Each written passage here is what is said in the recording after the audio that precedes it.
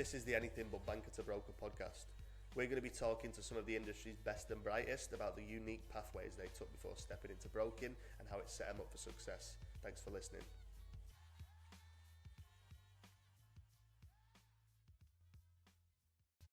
Hey everyone, so we've got Victoria Cakakios with us today. She set off, you nailed it. I had a bit of trouble with the name, I had to ask her. So she set off actually to start her career. She wanted to get into fashion.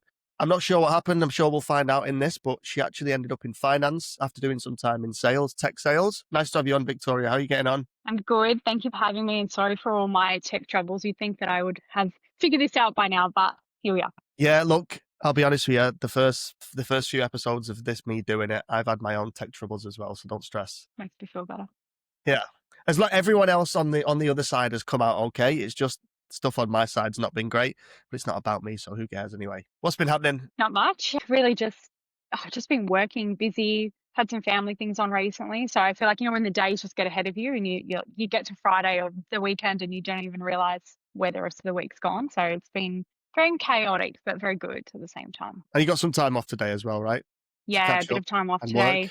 Got some got some things to do, and then sort of funny, right? fit this in. Day off. Yeah, a day off ends up actually just being a day to catch up.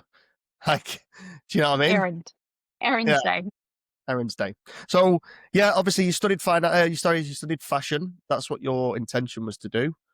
But before we even get into that, so I guess talk me through your upbringing. Like, what did your parents do? Were they doing? I can imagine they weren't doing fashion, right? But what did they do? And what did you grow up around? Yeah, so I think I definitely grew up around creative people. Mum, when I was younger, she worked. So she was a teacher by trade, but when she was sort of in the younger years, she studied arts and then went and did worked in a gallery and things like that. So when I was young, I spent a lot of time in galleries as well, libraries, that sort of stuff. And my dad was a train driver growing up, but also he still is a heavy metal guitarist for, I don't know, 30, 40 years. So I've always had that exposure to different kind of creative elements.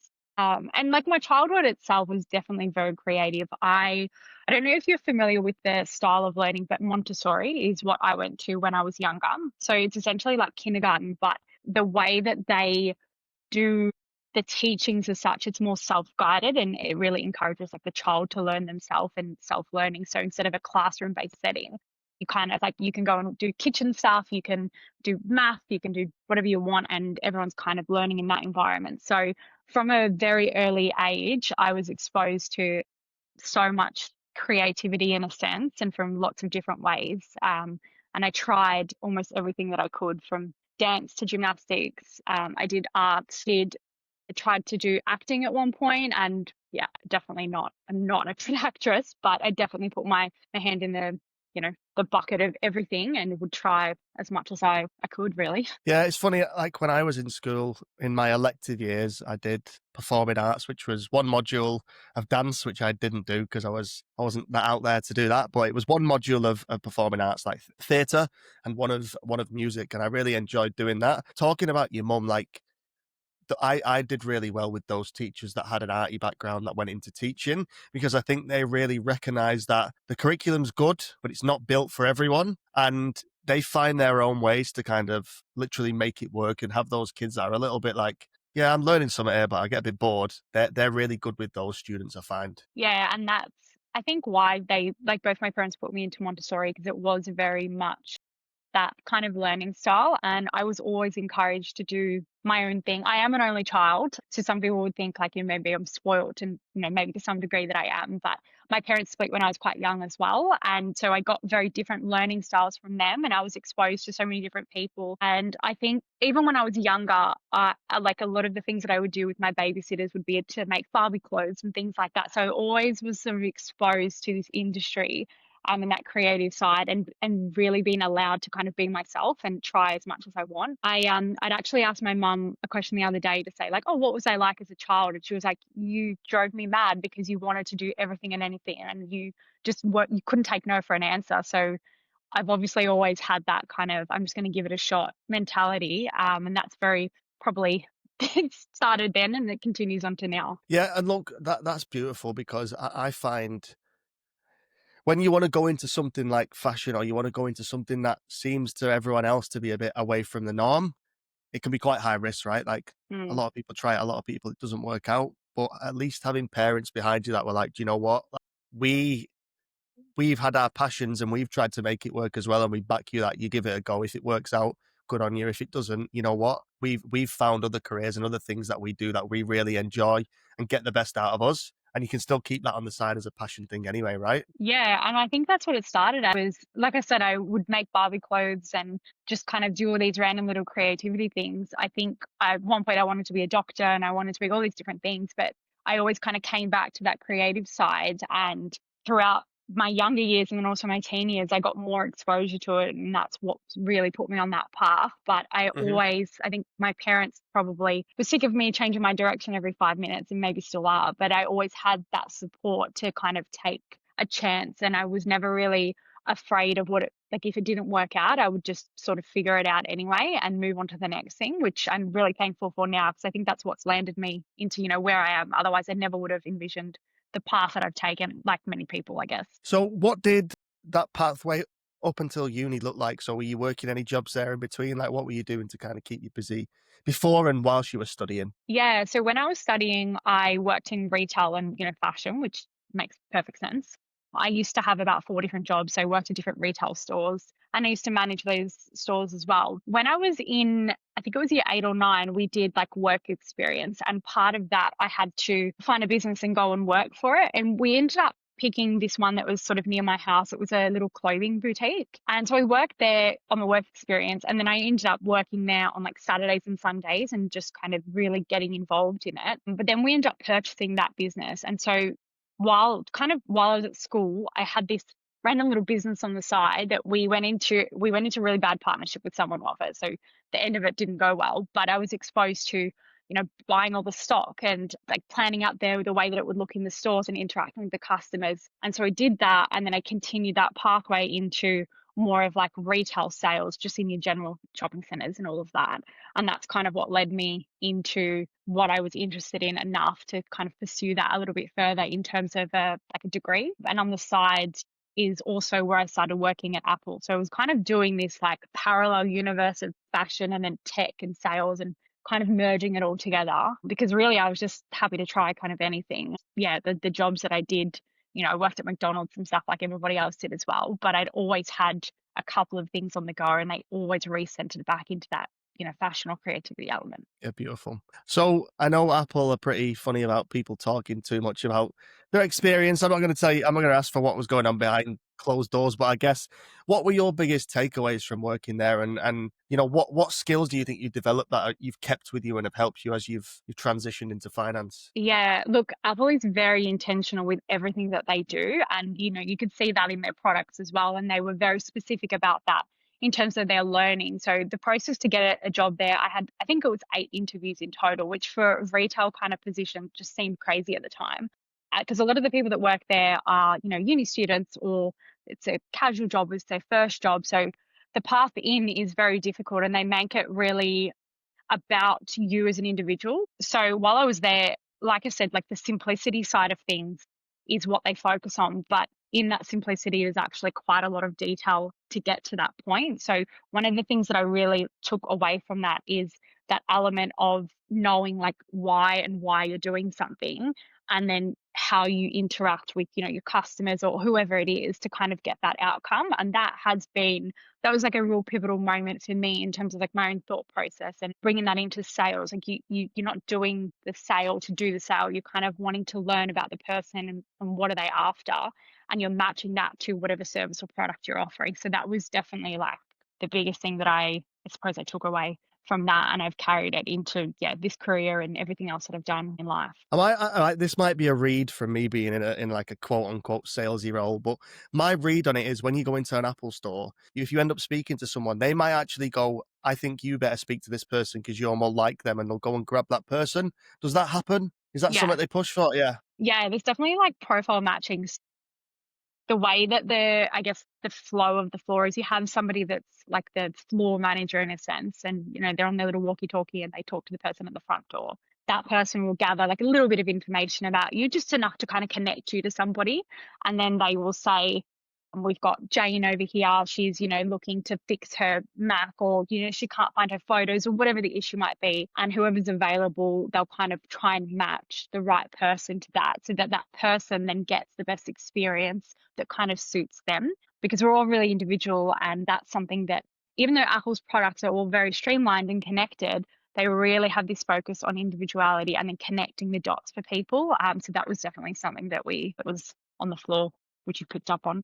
Because I feel like if you go in and, like you said there's a lady who can't access her photos or whatever it might be, if they put her in front of the wrong person, that's going to be someone like, "Oh, this one again," right? Whereas if they put her in front of someone who's a bit more empathetic and goes, "Okay, here's what I would do," or "Here's how I'd do that," or "Here's what you can do next time," it creates that environment where it's a lot more like consultative rather than just another woman, as another person who can't access the Yeah. bloody, And cameras. when you go into an Apple store, you'll see like the variety of people that are in there. They're all so different, and they hire with intent like that as well, so that you do have somebody for everybody. And I think that's really important. And when I think about any role that I've done, sales, fashion, tech, whatever it's been, even with my brokers now, that finding that connection piece between people is ultimately what like anyone's really looking for. You don't go in, like, you go into a store to buy something, and that's fine, but ultimately it's that connection that kind of drives either the sale or the opposite direction. And that was something that was really, really, it was really big where I was. So going back to that process, it was an 8-stage process. Yeah, I don't think everyone had 8 interviews. Some was like 5, 7. It was sort of just dependent. They really wanted you to meet different people. So I had 7, and then I had to come back for a final one. So it started with like a group interview, and then they kind of narrowed it down. But yeah, it was a long process. Would you like, cards on the table aside, like stepping out of yourself, do you think a process like that now is something that you would engage with? Because that Mm, looking in doing what I do, right? Like I have to make recommendations, and if someone said to me, "We want to do an 8-stage process," I'd say, "Great." I won't be assisting you because I already do 3 stages myself, right? So yeah, what do you think on that? Yeah, look, I think it depends on the business and why you need to do that many. For them, it was really about ensuring everybody, there's a lot of different departments, and they wanted everyone to be able to work together. Because with the business model that they'd had, so I started as like a sales consultant as such, but then I moved into like the visual merchandising team, and then I moved across into the business analyst team, and I sort of moved around departments. So they wanted to make sure that when somebody's coming in, that you fit in the business, not just the role. And I thought that was really important at the time. But if someone was to ask me to do, 8 interviews now, I'd be very curious on the why. And if it made sense, maybe. But otherwise, I think it's a long process. Without turning this too much into a techie recruitment podcast, right? But would there be people starting in them stores that their aspiration is, what, I'd love to go and work in, I think Palo Alto, is it, California, wherever it Yeah, is, that want to go and 100%. actually, Yep. and there's people that literally would end up doing that. Yeah. Really Beautiful. long tenured businesses, like people would stay for 10 years plus. They'd move different departments. They'd go and do, yeah, a stint in California or wherever it is.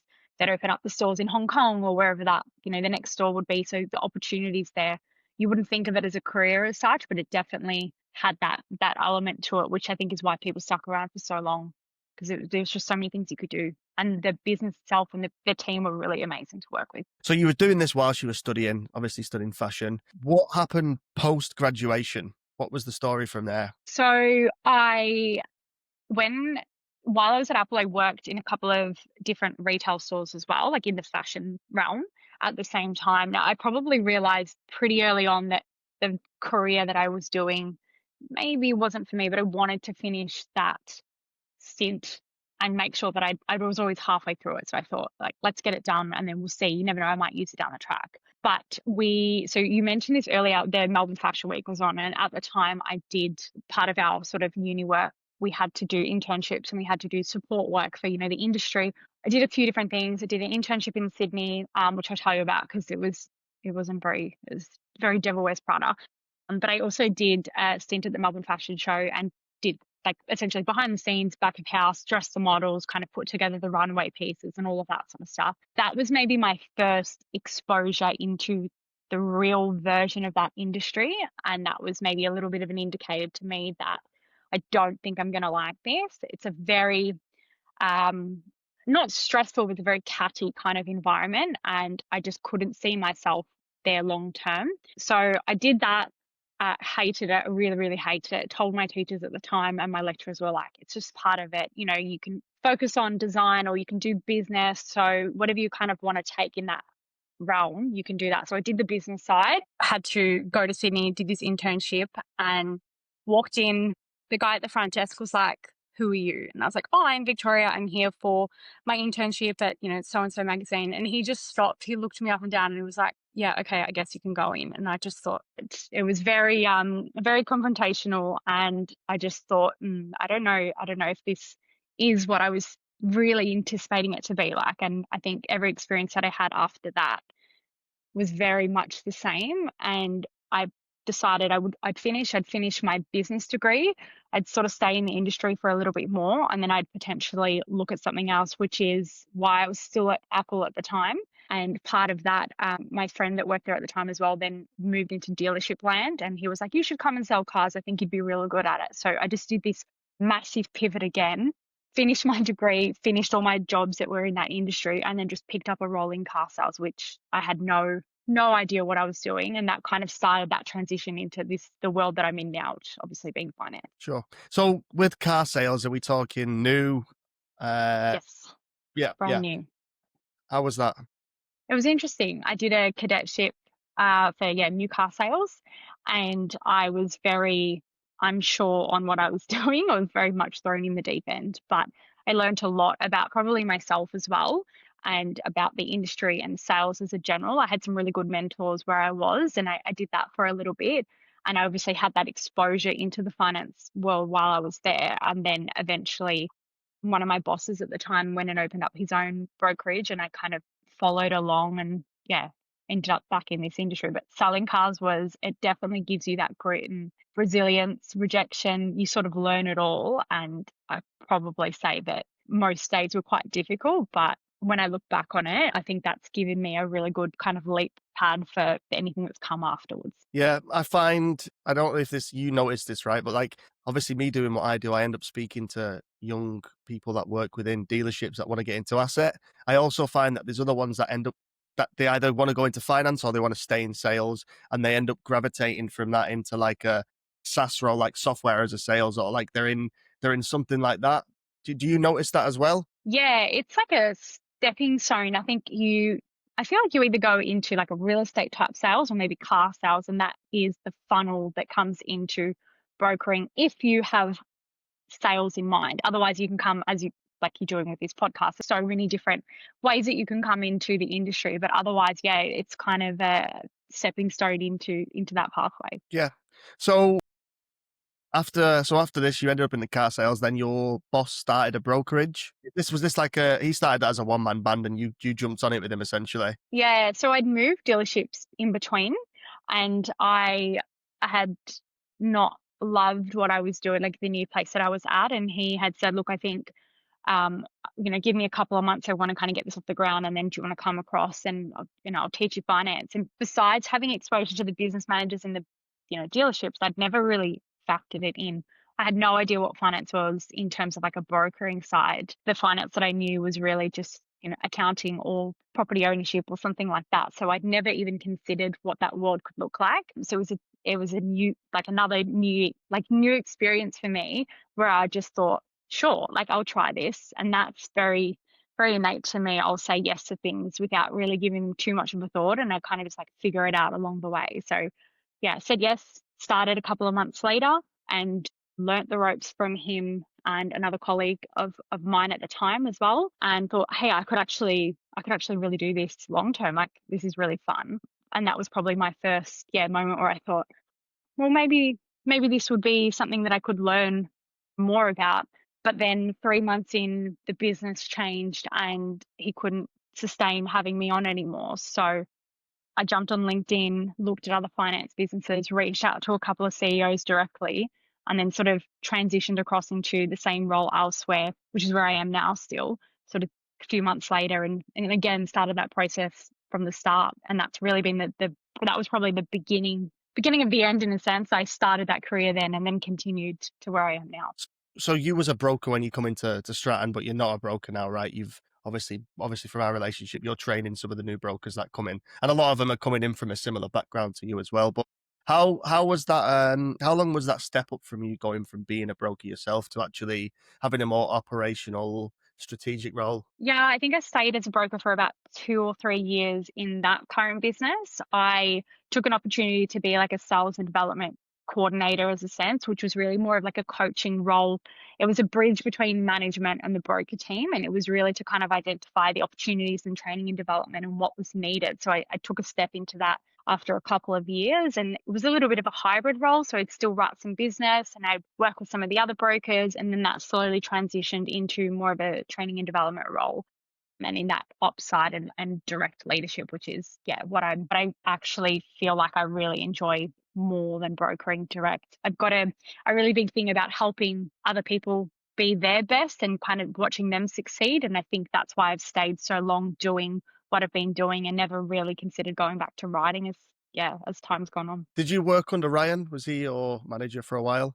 Yeah, direct Yeah. manager for quite a few years. Yeah, beautiful. Did he teach you a lot? Because look, I obviously know him quite well, and I see a lot of good qualities in him, really good leadership qualities. So did you learn a lot from him? Is that how you've kind of, yeah, I guess, learned how to be a good leader as well? Yeah, I did. I was really fortunate to work with Ryan and another manager as well. Like I got a lot of exposure and I think I really was able to elevate myself. I think it was one of those things where sort of fell into it and I wasn't sure what was next, but I was able to be supported and guided. And a lot of what I've learnt and the person that I've sort of become, I attest to both of them as well. So I was really thankful to have experience and exposure working with some really amazing like leaders along the way. Beautiful. Well, look, it's good to have you in the industry. Now, stepping back and having a look at your fashion stuff again, like, do you still do much with that as a passion project? Like, yeah, I guess, do you keep busy with that still? Yeah, I think it's definitely going to be something that's always in my life. Like I've started and failed many fashion businesses. I've had the boutique that I mentioned earlier, which was, financially a big loss, but I took a lot out of it. It started and never really took off the ground, but like a swimwear business that just timing wasn't really right. I've always kind of had an interest in design and fashion, and even in my current career, I consistently try and bring it in terms of, the clothes that I wear or outfits. And I've always had that in the back of my mind. And who knows, maybe one day I will go back into it. But it's definitely a core part of me that I don't think will be going anywhere anytime soon. Yeah. And look, I'm saying this strictly as an observer, but I feel like I'm someone who likes to know a little bit about as much as I can. It seems to me like that was no fault of your own and there's nothing you can do. It's an industry where, fast fashion is such a huge thing, right? Like, and there's businesses that have these money where, that, they start with capital and their whole process is to make everything as cheap as possible, to sell it for as expensive as possible. When you're coming in and you're doing something a bit more boutique, that's a bit more bespoke, you don't have the money to smash into the marketing like these other businesses who I don't need to mention them just in case. Like, you know, you don't have the money to smash into the marketing like they do, right? So yeah, I don't think it's a reflection on you. I just think it is the industry, right? It's the beast. Yeah, it's a big industry and there's a lot of different moving parts. And it's one of those things where sometimes you get lucky, sometimes you realize, which is what I did, that I don't think I could sustain this long term. And it's not because I wasn't interested in it. But if I was to look back and if I was to say, like, should I study this? I wasn't very clear on why I was studying it. I loved it and I enjoyed so many elements of it and I was super creative. But I think if I had to take a step back now, I would have maybe taken time off and reconsidered if it was like the career path that I wanted to do, or was it just a hobby and something that I was really interested in, which ultimately is what it was in the end of the day, because I didn't have what it took to sustain it long term. And not because I didn't want to, I probably could have made it work, but the reasons and the why for it probably just weren't aligned to how they should have been. I think that is the trouble if you're studying something that is so laser focused and niched from such a young age, right? I did business studies, so we did accounting, we did marketing, we did HR, we did further maths, which I was terrible at. We did all these different things, and I never thought I'd see myself working in a HR function like what I'm doing now. I didn't enjoy doing it, right? And it was because it was the performance management, the legality side of it. Whereas what I'm doing is different, but it's definitely not the HR, finance stuff where I actually really enjoyed. Yeah, I was the same. Like, I was actually really bad at maths in high school. And when I think about the fact that I've ended up in this industry, like I never would have picked it. But I think it just goes to show that as you change and evolve as a person, so do your interests and your hobbies. What you thought maybe at 18 was going to be your career or what you thought you knew about an industry. It's very hard to make those decisions when you're young and you don't have as much experience. And I think I'm really fortunate that I've spent years and years traveling, and I'm almost at 40 countries now, but not quite. But having done that has enabled me to really learn a lot more about myself and what I'm interested in. And then if I didn't do that along the way, I probably wouldn't have pivoted as many times, but have sort of realized within myself at certain points, like I need to change and I need to do something new to kind of keep growing and experience new things. And yeah, it's always funny to see the connections. Even the people that I bring into the businesses now and train, they all come from so many different walks of life. None of them have ever sort of planned any of that. And I think it's really cool. If you could angel and devil on your shoulder to your 18-year-old self, right, walking around the open day at uni, what would you say? I would Thinking have that, said, take yeah. a gap year, go on another holiday, figure out what you want, why you want it, and get a mentor and really learn a little bit more about yourself. I think I did it really early, but not early enough to kind of capture that. But that would be, yeah, that would be exactly what I'd tell myself. Yeah, because I think gap years, people treat it as a year before studying. They don't treat it as a year to work out why or if they should be studying. Do you know what I mean? Yeah, Yeah. absolutely. Now, just touching on another thing as well. So I noticed you voted nominated for one of the Women in Finance awards. Yeah, a couple years ago. Yeah, beautiful. But that was nice. Good feeling. Yeah, it was maybe the first time that I had had any sort of recognition for what I was doing. And I was nominated by like my boss at the time, and I was kind of surprised. And when I look back, I like don't know why I was surprised, but in the moment I was super surprised. And I never really thought much of it, but he really pushed and encouraged me to go through with the full application and wrote a lot of, the recommendations and helped me kind of piece it together. And when I look back on that, and it was, yeah, it was a finalist. I got to go to Sydney and got to really have a big experience. I think that was a stepping moment for me to realize that what I was doing was making an impact with people. And I've always been somebody that will support somebody else's goals. I'm very delusional in that sense. Like you could tell me that you want to go to the moon tomorrow and I'm going to say like, I can't wait, like see you there. But that was the first time that I was able to look at everything I was doing objectively and be like, oh, I'm actually making a difference here. So I am really thankful that he did nominate me for that and that I was able to go to Sydney and experience it, because I think that just really elevated me as like a leader and as a person as well. So yeah, it sounds like you obviously that was probably a good pivotal moment where you realize like the purpose of why you're doing it and what your interests are. From a lifestyle perspective, what shifted or what would the difference have been if you was working in fashion now versus working in finance? How would your lifestyles and how would they have differed? It's hard. Like fashion, it's one of those industries, it's actually really difficult to make money in as well. And so if I was to compare to some of the people that I even went to uni with and how long it's taken them to get to where they've gotten, and they've done really well, but the path to get there has taken maybe double the amount of time. Whereas I was sort of able to fast track a lot of that by switching careers and sort of entering into this brokering space. So lifestyle wise, I actually think I would be a lot more unhappy because I wouldn't be I'd be following it because I studied it and I felt like I had to, as opposed to kind of realizing within myself, hey, maybe this isn't for me, and then pivoting into something that enabled me to kind of not just live the life that I want, but grow and, build a network and a community of people that are very like-minded, whereas I didn't really ever feel aligned to the people that I would come across in that sort of industry. Yeah, I don't want to speak ill of them, but I think there's two environments I feel like you can get looked up and down. It's walking into a head office of a bank and walking into a bloody fashion store with a fashion student. Yeah, brokering is it's a very interesting, like you get such a mixed bag of people and you don't get that start. I mean, maybe you do in some places, but yeah, when you compare it to those two, like you said, banking and a fashion world, it is very different. And I really love that about the industry. And you're able to connect with so many different people that have these beautiful stories and that have come from all these different places, but all ended up in the same place and kind of able to be the version that they want to be. Yeah, it's funny, like a business who I've maintained a good relationship with and, is one of my favorite businesses to work with. The first time I met them, all I saw was their signatures with pictures of them in suits, right? So I rocked up to their office, full suit. They're all wearing hoodies and jeans, right? And it's the first time I've been looked up and down for being overdressed and being dressed nicely, as opposed to me rocking up in the bloody, the smart casual and being looked up and down. So yeah, that's what I love most about this industry is there's a broker for everyone and everyone is allowed to essentially be themselves.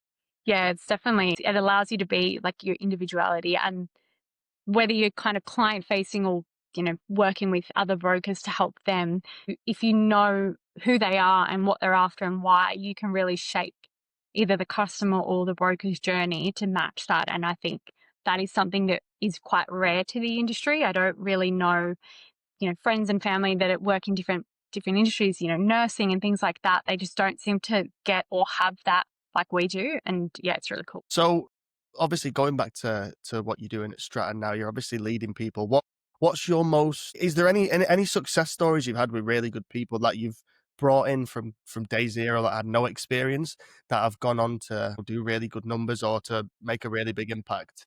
Yeah, a couple of years ago, it's probably around like the COVID time is probably when I was at my peak in terms of those experiences. I had a really good bunch of brokers that had come on board and they were all new to industry. There was maybe one or two that had come out of car sales, but other than that, we had like account managers for, stationery companies, had people that were personal trainers, a very vast variety of brokers that we'd ended up hiring. And a lot of them have kind of gone on to do, unfortunately, no longer with me, but they've gone on to start their own businesses as brokers and be really successful at it. And I take a lot of pride in that because, I was able to give them that opportunity, give them enough of the tools, and then kind of let them build on their own, so much so that they then felt enough success to be able to go out and start their own and really smash it. And that to me is, it's why I do what I do and why I want to continue doing that.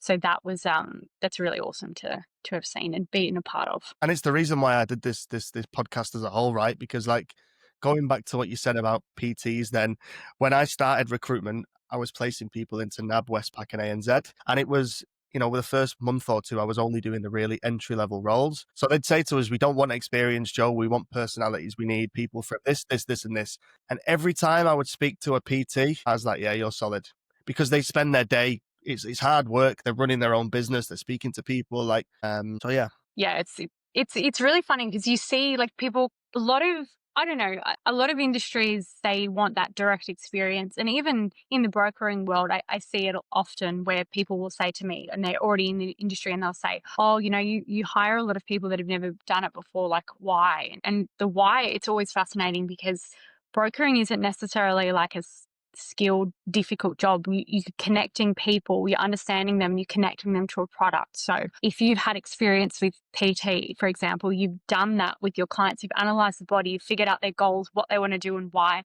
and you're matching them to some sort of plan. And that is almost in every industry. And I find that the people that have come into this industry with prior experience have been the ones that have succeeded the most. And it's got nothing to do with that direct experience as being a broker, because anyone can sort of learn to do the job.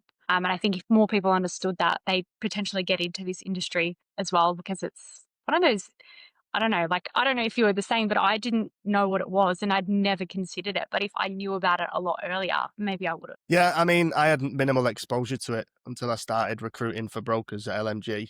I didn't know anything, but I was like, my goal was to get a job in the bank, right? I would have the team leaders at NAB saying, once you got your PR, maybe come and work here, we'll back you in. And I love the idea of that. Then I got a job at LMG and I was like, wow, after meeting that business I was telling you about before, I was like, I'd like to be a broker myself. I'd really love to do that. But I didn't know anything about it. I really did not know. I did not know much about it before I started in the industry. But yeah, yeah. Very common story. It's yeah, like even the role that I'm in now, the brokering side of things, I started being a broker because I thought, oh yeah, I could do this for a little bit and while I figure out what I want to do next. And I just sort of never left. And I think that is the same for a lot of people, but you do come into this industry and you realize that you can really tailor it and make it your own. And there's so much flexibility within it, but there's also so much opportunity, and it's something that you don't get in a lot of other places. There's not many roles that you can walk into from day one in the first year, kind of max out in income or build this amazing network or go and start your own business and be successful. So the opportunities there are, yeah, they're so big if you're like committed and able to put in the work. But yeah, this was supposed to be a means to an end, and it's ended up being the end, really. If you won the lottery tomorrow, how fast would you have a fashion business set up? I think I would start it pretty straight away. Yeah. Yeah, like I don't Before know the what. money hits, you'd already have it financed, right? Yeah. maybe I would tie the two together and merge them into some sort of cool, fashion brokerage. I don't know, but I definitely, yeah, it's always in the back of my mind, and I'm always thinking of new ways that I could potentially start an online business or a different kind of something in the fashion world, or it's always there. So if I won the lotto tomorrow, probably you'd I see got an some, idea, you right? see So something up. you could make dungarees, right? But it would be the front and back bumper of a car. Oh my. Is that a good idea? I think that's a solid idea. All right, if I win the lotto tomorrow, we'll we can strategize for that. It's Melbourne Fashion Week. Why not? That's it. But look, great to have you come on here. You know, I appreciate you taking time and sharing your story. Hopefully, this gets in front of some girl or boy or whatever they are that wants to get into finances, doing fashion, or has started a course in finance and goes, "Shit, I don't know if I want to do this." And it shows them that there is something else that they can do. Yeah, I hope so too. And I hope if somebody sees this and thinks like, oh, I want to give brokering a shot, that they give it a shot. And if I can help anyone to kind of step into that. But thank you very much for having me. It's been fun. Good. Well, look, keep doing what you're doing. You're obviously a very good leader. Yeah, good to work with you. Good to chat. Take care, Victoria. You too, Joe. See ya. Bye. Thanks. Bye.